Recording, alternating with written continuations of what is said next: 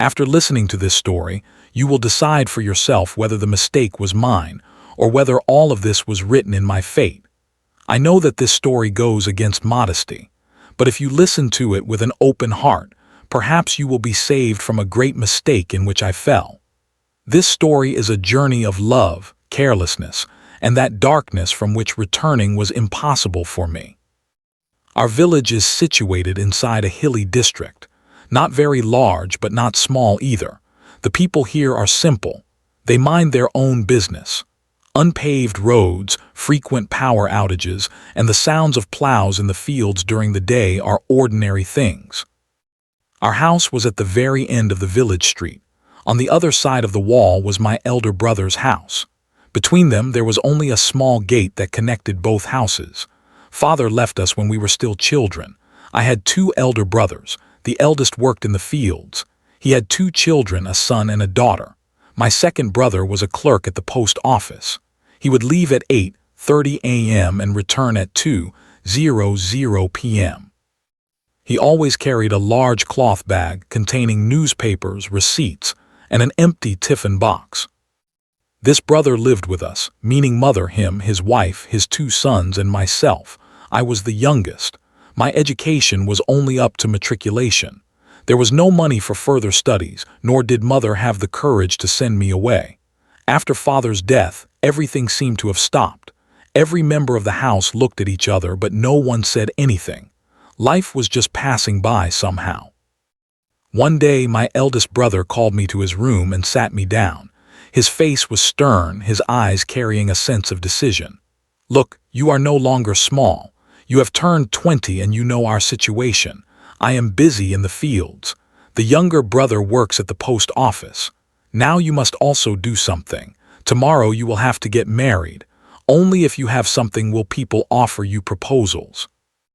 I listened silently. Then he took a slip of paper from his pocket and said, "From tomorrow you will go to the city.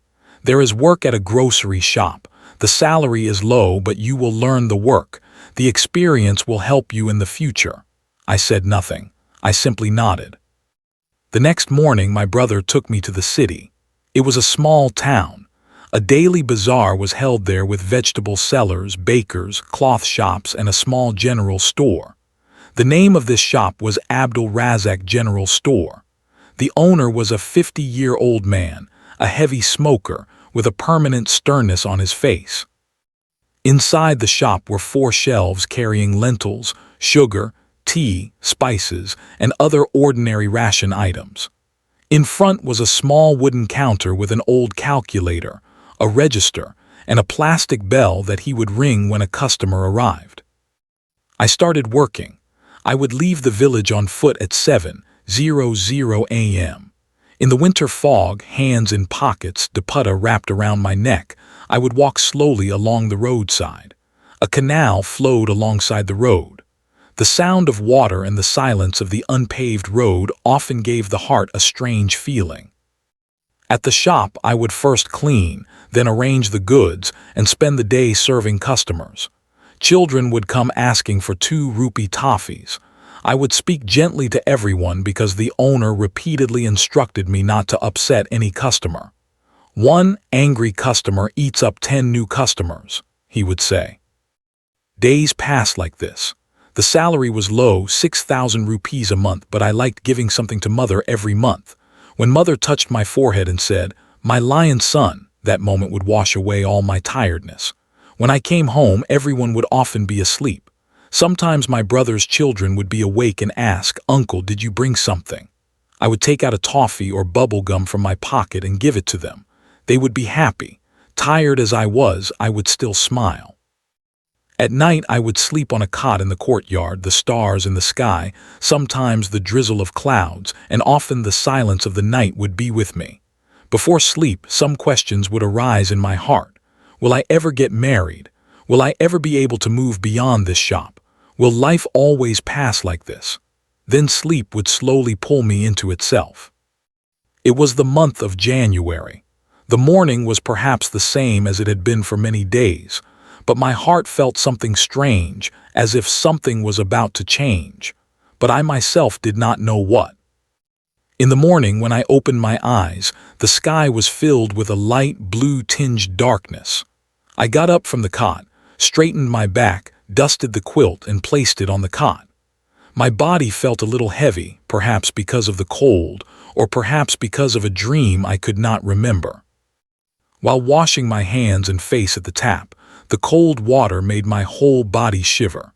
My hands trembled, and as the water hit my face, it was as if the sleep in my mind also woke up. Mother had already put water for tea on the small stove. She was sitting by the tandoor, warming her hands. "Have breakfast, then tea," she said. I took tea and a paratha from Mother, shivering in the cold wind, and sat on a wooden stool placed at the edge of the courtyard. While drinking tea, my eyes fixed on the street beyond the door. At that early hour, that street would be deserted. Occasionally a chicken, maybe a child, or a milkman from the next street would pass by on a bicycle. Today is Friday. There will be more rush in the city. Leave early, my brother's voice came. He was sitting behind my sister-in-law, putting on his socks. "Yes, brother, today I will leave a little earlier," I replied. After breakfast, I put on my old blue shirt, the one I usually wore to work. Over it, a warm sweater and an old coat torn on the left sleeve. In winter, this same coat had to suffice. Then I put on my shoes, old but polished, and hung a small bag on my shoulder containing clothes, a water bottle, and 2 old biscuits Mother had given me. It was 6:40 a.m. when I stepped out of the door. The cold fog had become a little thicker, and neem trees were visible in the distance. I turned at the street corner as usual. Then the same unpaved streets, the dry grass frozen in the mud, small puddles of water, and 2 or 3 elderly people wrapped in warm shawls whom I would meet on the way. I kept walking slowly, as if every step carried a thought. On the way by the canal, a few old men were collecting firewood.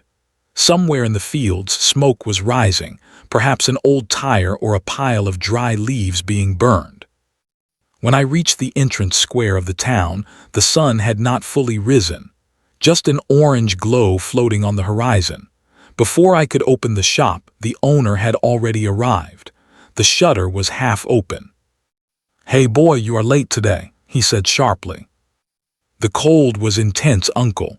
I will come early next time," I said. Inside the shop, I first took out the broom. I gathered the grains of rice and lentils that had fallen on the floor. Then I dusted each shelf. The owner was already sitting on his bed, opening the register. I arranged the bottles in order, straightened the packets of poppet and chips, and wiped the counter with a cloth. By 10:00 a.m., customers began to arrive. I spent the whole day like this. At noon, Uncle Abdul Razak took out 2 rotis and some potato curry and gave them to me. "Eat this. We'll see about the rest in the evening." I sat in the small veranda behind the shop and ate. There was an old plastic stool and a piece of newspaper spread there. By 6:00 p.m., the rush at the shop increased again. I counted money, weighed baskets, gave chocolates to 2 or 3 children, and wrote a credit slip for a woman. Around 7:15 p.m., I half closed the shutter. As he was leaving, Uncle said, "Go straight home. No wandering around, it's already late." I said, "Yes, Uncle," and took the same old path. Around 10:30 p.m., I left the shop. While closing the shutter, I once again brushed off the dust from my shoes, straightened the collar of my coat. For many days, I had been feeling tired easily, perhaps because of the cold, or perhaps there was some emptiness inside that was slowly eating away at me. The liveliness of the square had now faded. 1 or 2 shops were still open, but more light now came from the pale yellow bulbs on the electric poles. As I walked from the square toward the street, the only sound in my ears was the echo of my own footsteps, as if every step resonated inside me. A light fog had spread. The coolness rising from the canal water had now settled on the ground. My path was always the same, from the square straight onto the road, then a crooked street, then that unpaved path at the far edge of the village where the lane to my house branched off. My pace was slow, as if lost in thought. My attention was often on the walls of the houses, closed windows, or occasionally a faint light burning somewhere. Under a pole, a dog was sitting. Seeing me, it wagged its tail lazily and stepped back. I took my hands out of my pockets, warmed them with my breath, and adjusted the coat around my waist, which in winter would often ride up. When I reached the turn where the lane to my village turned off, where every day I turned without thinking, that day my feet stopped on their own. The lane was deserted. I stood there for a few moments, just breathing. My heart was beating fast for no particular reason. Then, as if a gust of wind had come, or a shadow had passed for a moment, I turned my neck slightly. And there, at the far bend of the lane, she was standing. It was as if time had stopped. She was wrapped in a white shawl.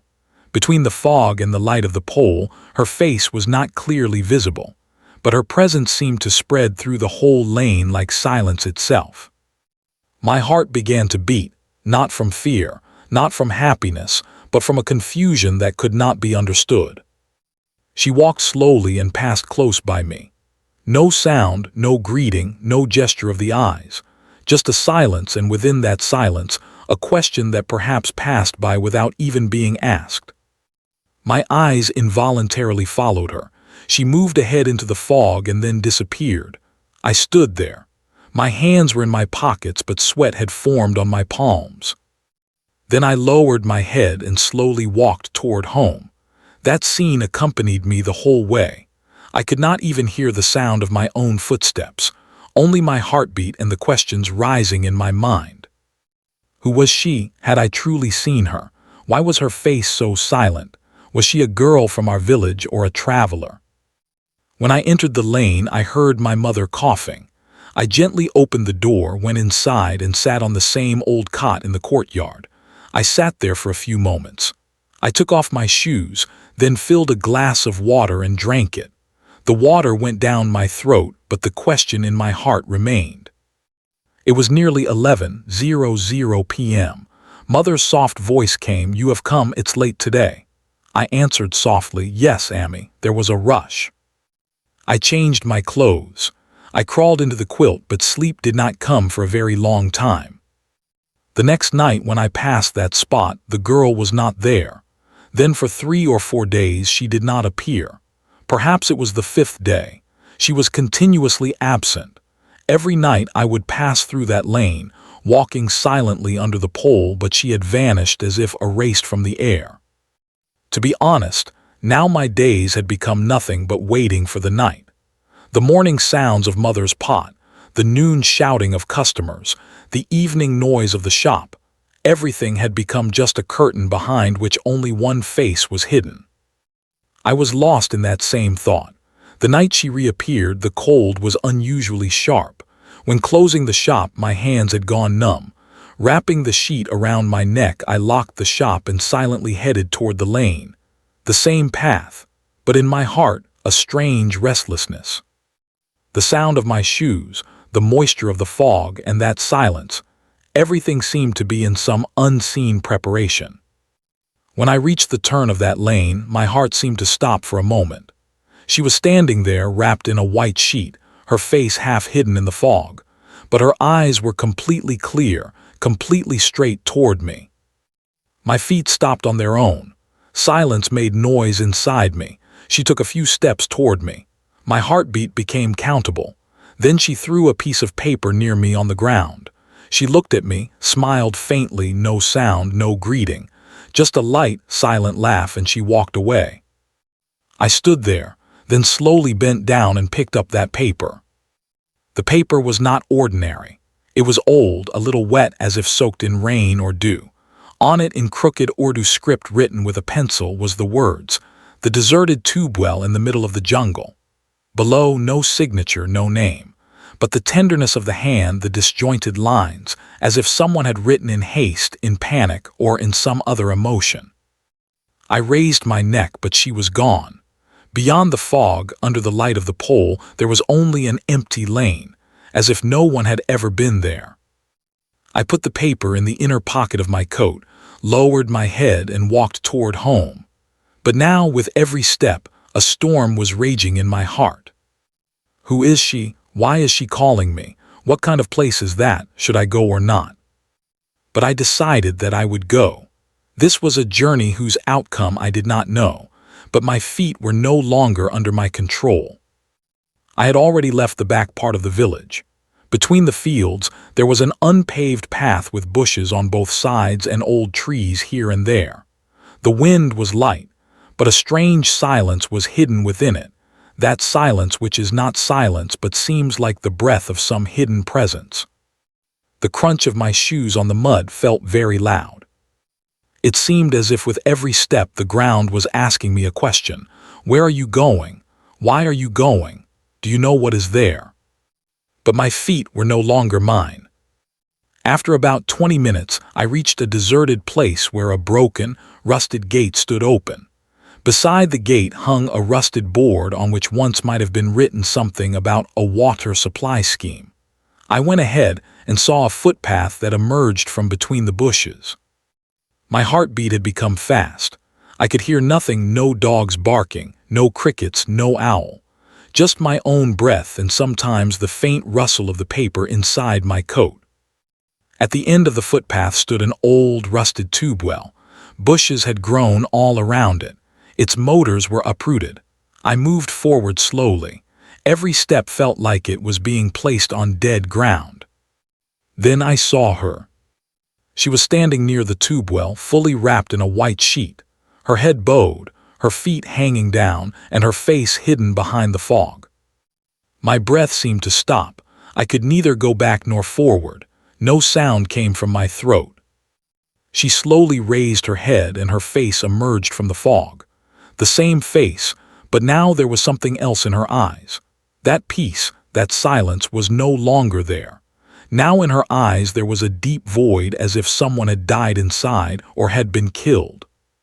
She slowly came closer to me. My legs were trembling. My heart felt imprisoned. Then she gently extended her hand and placed it on my chest. Her fingers were colder than ice, and they seemed to suck all the warmth out of my body. "You came." It was her first voice, faint, but like something emerging from an empty well. I could not speak, just frozen in that silence. Then she said, "You called me. Remember, you saw me. You thought that I loved you." Tears began to flow from my eyes. "No, I just thought." She smiled, but it was not the smile I had seen in the lane. This smile was the smile of death. The next moment, she pressed her fingers onto my shoulder. Looking directly into my eyes, she said, "So now take what you wanted forever." Then everything sank into darkness. After that, I do not remember what happened to me. When I regained consciousness, I was in my home. My brother asked angrily, "Where had you gone? Why did you go into the bushes? We found you unconscious and your clothes were soaked in blood." I had no answer to these questions. For a long time afterward, I remained on the cot. My body had become completely still. Today, we have left the village and are living a better life. But when night falls, I feel that girl is close to me. Friends, the purpose of telling this story is that if you ever see a girl like this at night, leave immediately. If you follow her, perhaps the same will happen to you. Before leaving, please subscribe to the channel. May Allah always protect you from such things. Amen.